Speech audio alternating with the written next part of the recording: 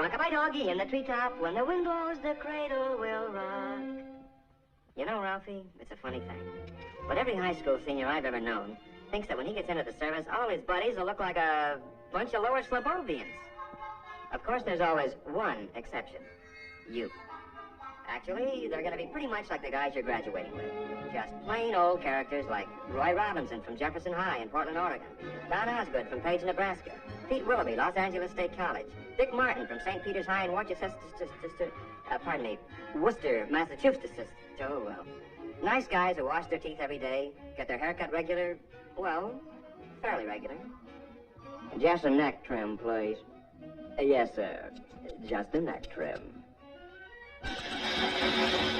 Well, what do you know? There was a human being under that pelt after all. Another interesting idea held by a lot of otherwise bright high school seniors is that the Army has all the right size clothing, but that it's mainly interested in getting it on all the wrong size people. Well, nice comic book stuff. But actually, the Army's no more interested in putting you into the wrong sized uniform than your football coach would be. And for the same reason. It's not necessary, it's inefficient, and it's just plain sloppy.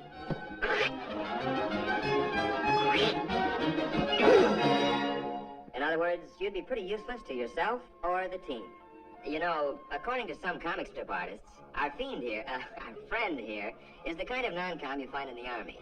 The way they tell it, basic training's supposed to be nothing but KP, obstacle courses, and being chewed out by a bunch of sadistic sergeants.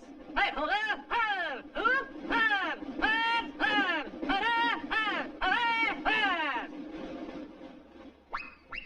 As a matter of fact, the Army's not about to use inefficient comic strip non-coms or officers any more than it would use outdated or inefficient weapons. No, the non-coms you're going to get acquainted with in basic will be very capable guys, and they'll be there for just one reason. To help you. You'll get to know men like Paratrooper Sergeant Mike Culhane, Master Sergeant Johnny Broderick from Okinawa in Korea, Corporal Tommy Webster, a high school senior when you were a junior, Sergeant Rod McCullum. He carries the Congressional Medal of Honor. Look, as long as we're on the subject, let's take a look at basic training and find out what it's really going to be like.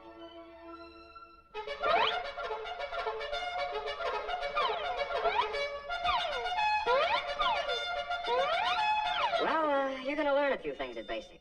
Useful things, like how to handle weapons safely and effectively. And at 700 yards, I let him have it. You're taught to use a compass, how to read a map. Very impressive stuff later to the girl of your dreams. You'll learn how to pitch a camp and how to give first aid. The sort of knowledge that other, people will respect someday. You're also going to develop muscles that'll be useful later. Some you didn't even know you had. But then, it's not a bad idea to keep in shape for recreation, like boxing, football, skiing, and other, sports.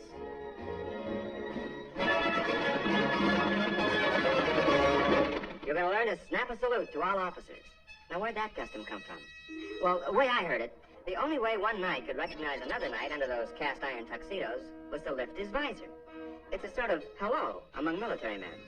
Then one day, you're going to suddenly realize that you're beginning to look like and act like a soldier or a man. And you'll be surprised to find that you're very proud to be serving your country in the United States Army. Oh, a short intermission. Rock-a-bye doggy in the treetop, when the wind blows, the cradle will rock. Okay, basics finished. Now what? Well, according to some comic strips, more endless months of KP, policing some forgotten post, and learning how to artistically goof off. But mainly, the rest of your Army career is supposed to be spent doing anything you're most unfit for. Humorous stuff, no doubt, but not good sense. Actually, the Army wants to send you where you'll be most useful and where you can serve the best. Where this will be is determined to a great extent by those interviews and aptitude tests you took in your first days as a recruit. So the chances are that... Oh, wait, just a minute. Maybe you'd like to know before you start how you're going to spend your Army career. Maybe you'd like to choose the training you want and not leave it up to chance. If so, then the Army has a special deal you'll want to hear about. It's called Reserved for You. And in it, you pick the job training you want before you enlist. The Army then reserves that position in the world's finest technical schools until you complete basic training. And now, let's go back to those dreams.